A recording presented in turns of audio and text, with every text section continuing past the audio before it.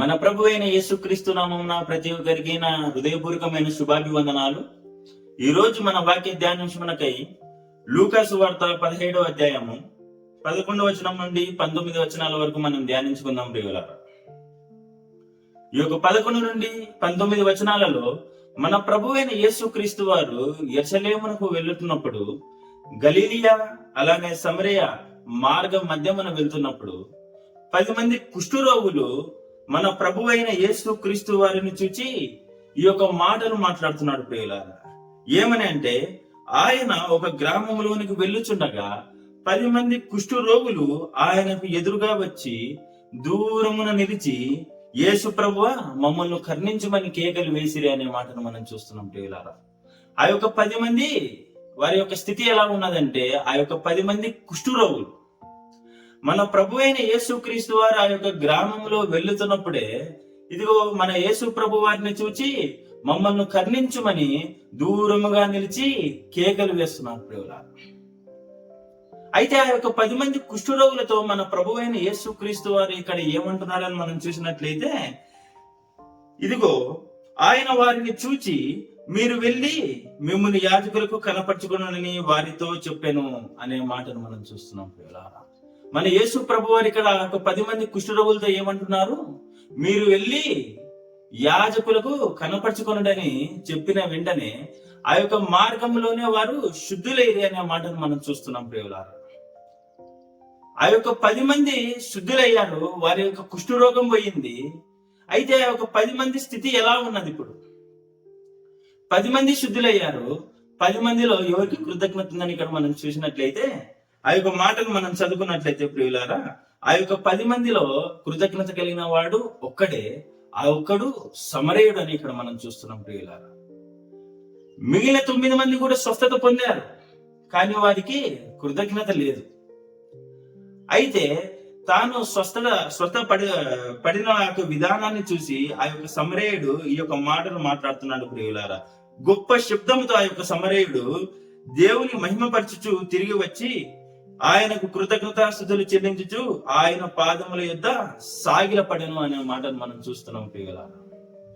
అతడు మొదటిగా ఏం చేశాడు? గొప్ప శబ్దముతో దేవుణ్ణి మహిమపరిచాడు. రెండవదిగా ఆయన తిరిగి వచ్చి మన ప్రభు అయిన యేసుక్రీస్తు వారికి కృతజ్ఞతలు చెల్లించాడు. మూడవదిగా ఆయన పాదముల యొద్ద సాగిలపడ్డాడు ప్రియులారా. ఇదిగో ఈయన సమరయుడు. ఇదిగో ఈ యొక్క సమరయుడు ఒక అన్యుడు, దేవుని ఎరగనివాడు. అయితే స్వస్థత జరిగిన వెంటనే కృతజ్ఞత కలిగిన వాడే మన ప్రభువైన యేసుక్రీస్తు వారికి దేవునికి మహిమ చెల్లించి ఆయన యొక్క పాదాల పైన పడ్డాడు ప్రియులారా.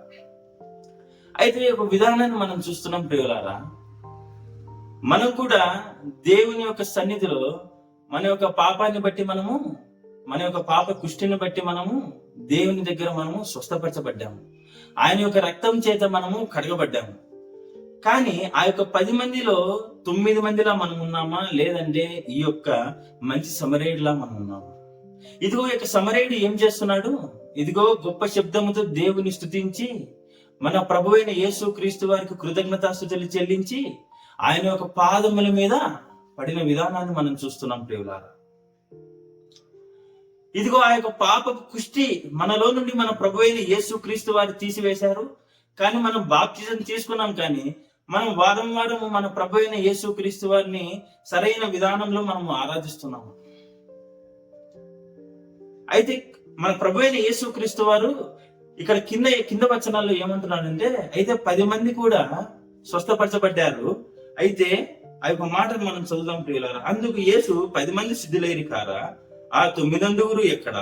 ఈ అన్యుడు తప్ప దేవుని మహిమపరచుటకు తిరిగి వచ్చిన వాడెవడును అగపడలేదా అని చెప్పి, నీవు లేచి పొమ్ము, నీ విశ్వాసము నిన్ను స్వస్థపరచనని వారితో చెప్పాను అనే మాటను మనం చూస్తున్నాం ప్రియులారా.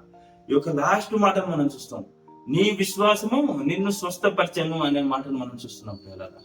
అయితే ఆ యొక్క 9 మంది స్వస్థపరచబడ్డారు. అయితే వారి యొక్క స్వస్థత ఎలా ఉంది? వారి యొక్క స్వస్థత శారీరక స్వస్థత మాత్రమే ప్రియులారా. అయితే ఈ యొక్క సమరయుడు స్వస్థత ఎలా ఉందంటే, ఇతను శారీరక స్వస్థత పొందాడు. అలానే ఇదిగో ఆయన యొక్క పాప రోగాన్ని బట్టి కూడా ఆయన స్వస్థత పొందాడు ప్రియులారా. ఇదిగో చాలా మంది ఇప్పుడున్న ఈ యొక్క లౌకిక ప్రపంచంలో ఎంతో మంది సేవకులు కూడా ఏం చేస్తున్నారంటే స్వస్థత మహాసభలను పెట్టి ఇదిగో శరీర స్వస్థతలు చేస్తున్నారు, కానీ ఇదిగో పాపపు రోగ స్వస్థతలు ఎవరూ చేయట్లేదు ప్రియులారా. కానీ ఇక్కడ మన ప్రభు అయిన యేసుక్రీస్తు వారు అనగా ఎవరిని ఇక్కడ కౌంట్ చేశాడు? 10 మందిలో ఎవరు శుద్ధులయ్యారని ఇక్కడ దేవుడు అంటున్నాడు? ఇదిగో ఆ యొక్క సమరయుడినే శుద్ధుడయ్యాడని అంటున్నాడు. నీ విశ్వాసము నిన్ను స్వస్థపరిచెను. ఆ యొక్క 9 మందిని ఆ యొక్క మాట అనలేదు, కానీ ఈ యొక్క సమరయుడిని మాత్రమే ఆ యొక్క మాట అంటున్నాడు. ఏమని అంటున్నాడు? నీ యొక్క విశ్వాసము నిన్ను స్వస్థపరిచాను. ఏ స్వస్థత?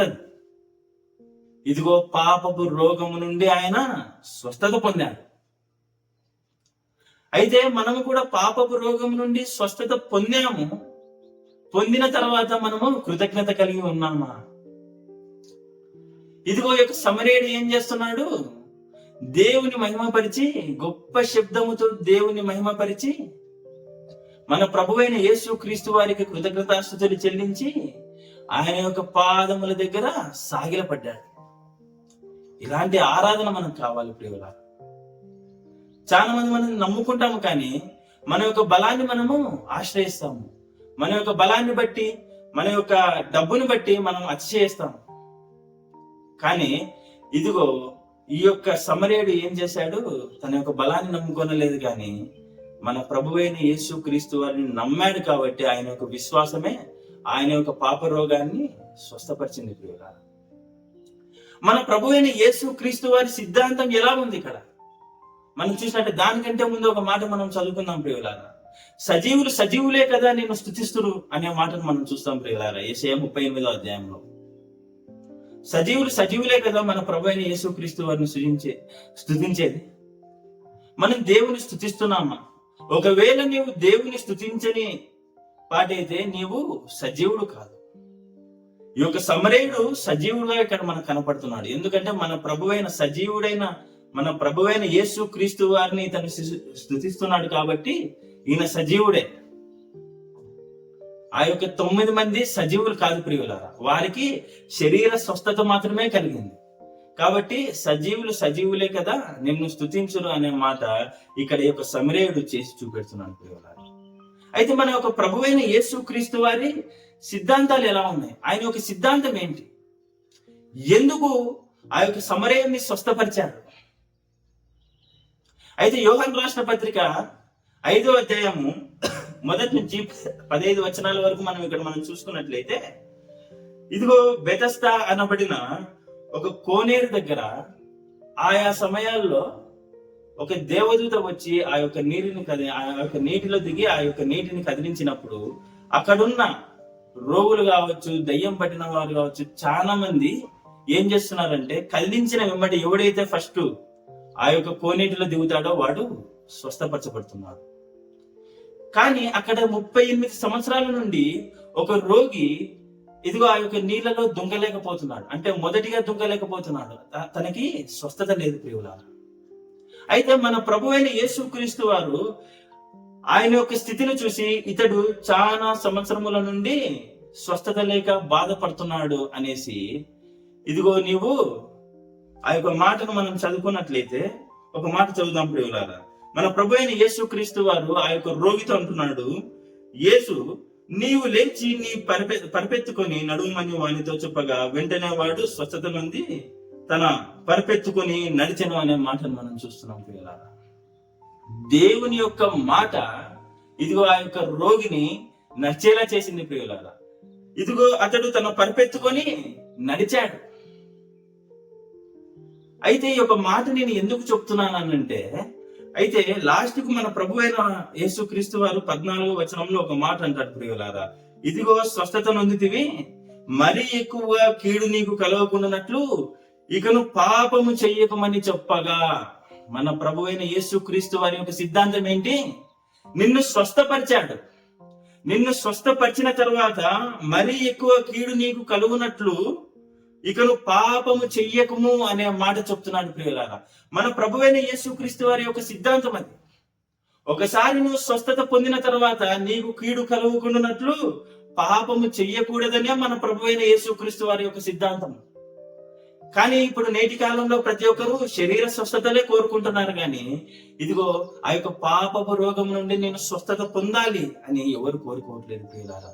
దేవుని నమ్మిన ప్రతి వారు కూడా చాలా మంది ఎలా ఉన్నారంటే నామకార్థంగా ఉన్నారు, కానీ ఇదిగో ఎవరు ఆత్మీయంగా ఎవరు ఆలోచించట్లేదు ప్రియులారా. ఈ యొక్క మాటలు ఈ యొక్క మాటలు మనం చదువుతున్నాం, కానీ ఈ యొక్క మాటలను మనము ఆత్మీయంగా మనము దీన్ని అన్వయించుకోవాలి.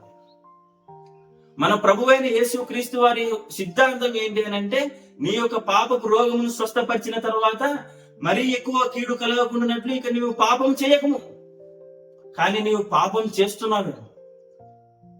దేవుని నమ్మిన బిడ్డ, మన ప్రభువైన యేసుక్రీస్తు వారు నీతో నాతో మాట్లాడుతున్నాడు. ఇదిగో ఆ యొక్క మంచి సమరయుడు స్వస్థత పొందాడు, శరీర స్వస్థత పొందాడు, అలానే పాపపు రోగము నుండి కూడా ఆయన స్వస్థత పొందాడు. అలానే ఈ యొక్క కోనేటి దగ్గర 38 సంవత్సరం నుండి పడిపోయిన ఆ యొక్క రోగి కూడా స్వస్థత పొందిన తర్వాత మన ప్రభు అయిన యేసుక్రీస్తు వారు ఏమంటున్నాడు, మరీ ఎక్కువ కీడు కలగకున్నట్లు నీవు పాపము చేయకమని ఆ యొక్క రోగితో చెప్పాడు ప్రియులారా. మన ప్రభు అయిన యేసుక్రీస్తు వారి సిద్ధాంతం అది.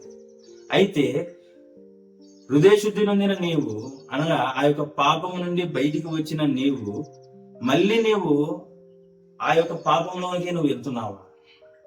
లేదంటే శుద్ధి నొందిన నీవు మన ప్రభు అయిన యేసుక్రీస్తు రక్తంలో కడగబడిన నీవు సరిగ్గా మన ప్రభు అయిన యేసుక్రీస్తు వారిని నీవు స్తుతించుకుంటున్నావా, ఆరాధించుకుంటున్నావా, కృతజ్ఞత హీనుడివై ఉన్నావా?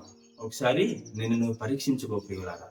కాబట్టి ఇదిగో మన ప్రభు అయిన యేసుక్రీస్తు వారి దినమున మనతో ఏం మాట్లాడుతున్నాడని ఇక్కడ మనం చూసినట్లయితే, ఇదిగో నీవు స్వస్థత నొందిన తర్వాత దేవునికి నీవు కృతజ్ఞతవై ఉన్నావా? దేవుని నీవు స్తుతిస్తున్నావా? ఇదిగో ఆ యొక్క సమరయుడు దేవుని స్తుతించాడు. మన యొక్క దేవుని యొక్క సిద్ధాంతం ఏంటంటే, పాపము ఒక్కసారి ఆ యొక్క పాపం నుండి నువ్వు బయటకు వచ్చిన తర్వాత ఆ యొక్క పాపము చేయకుండా నీవు ప్రభు సన్నిధిలో బ్రతకాలనే మన ప్రభు అయిన యేసుక్రీస్తు వారు చెప్తున్నాడు. ఆ యొక్క మార్గమే నన్ను పరలోక రాజ్యానికి చేరుస్తుంది ప్రియులారా. దేవుడి యొక్క చిన్న వాక్యాన్ని దీవించును గాక. అందరికీ వందనాలు.